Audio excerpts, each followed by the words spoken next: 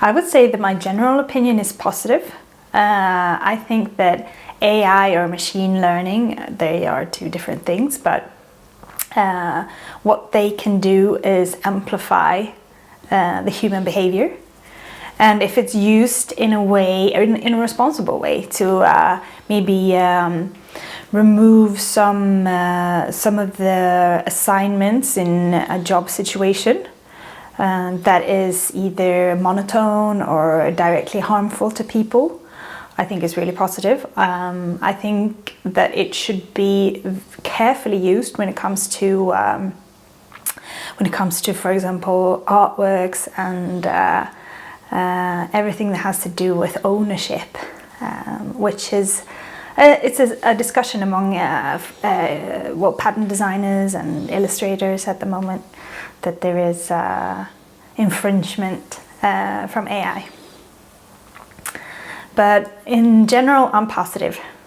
I think it's a force to be reckoned with, and I think it can be used for just powerful, not just necessarily for speeding things up, but also making progress possible in some extent.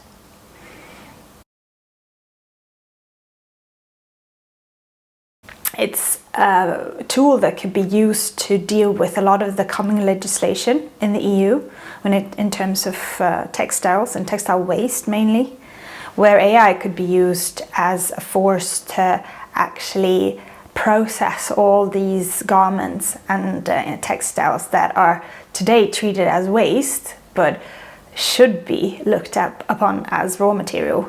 But today we see it as waste, and in the future, not that long, it's not that far ahead of us, maybe 2 or 3 years, the EU legislation will force us to look at this not as waste but as raw material.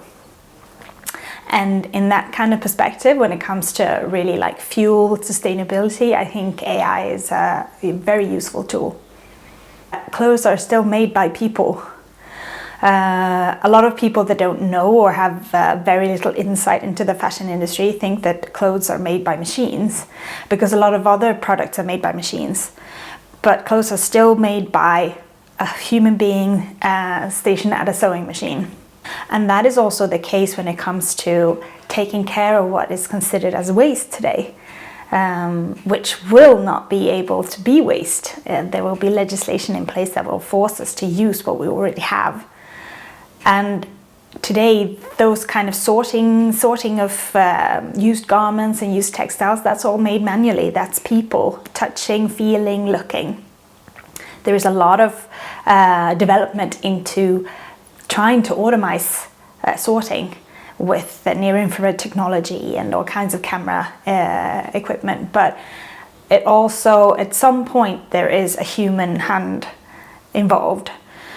And one of the projects that I've been working on has been about teaching an AI to identify defects in garments in order for the sorting to be sped up, and also for sorting to actually be able to pick out what can be used as is and what can be used as a raw material, maybe deconstructed or cut into pieces and stitched together into something else. So when it comes to AI and automation in general, it's not replacing human labor, it's taking away the monotonous and dangerous work that actually is not very good for the human body, that actually damages our bodies.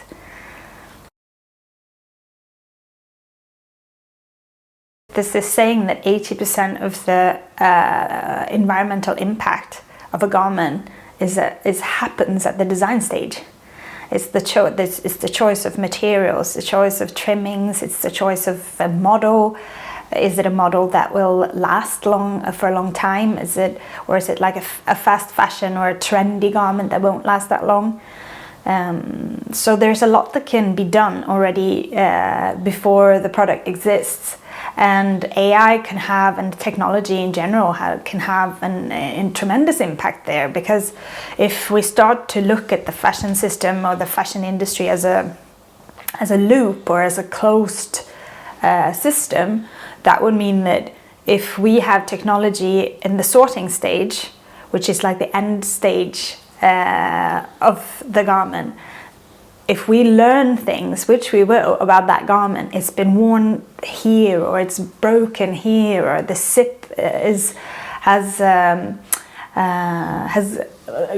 been lost, or this button has been lost, or that kind of data is invaluable to the companies, because that could then be fed back to them, to their design departments or their product development, in order to make even better products that can live an even better or longer life with the consumer, or be recirculated within the consumer market. So it's definitely, AI is definitely something that can be used for good.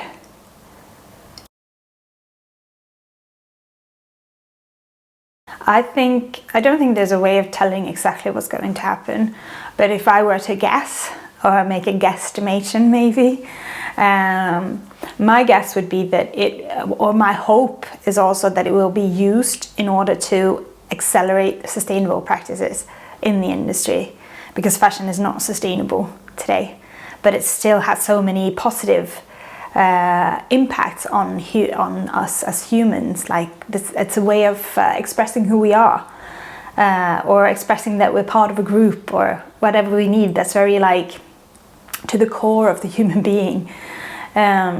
So I think and I hope that it will be used to actually propel everything that has to do with sustainability, and also the increase of remake or redesign as a design practice, and also of a business model that's actually profitable.